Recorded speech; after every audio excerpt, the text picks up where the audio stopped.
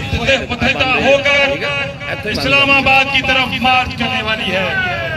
आज की रैली इससे पहले की रैली जो डीसी ऑफिस गई थी ये साबित कर रही है। मैं सारे दोस्तों को प्रोग्राम में कहना चाहता हूं क्या जनाब साबित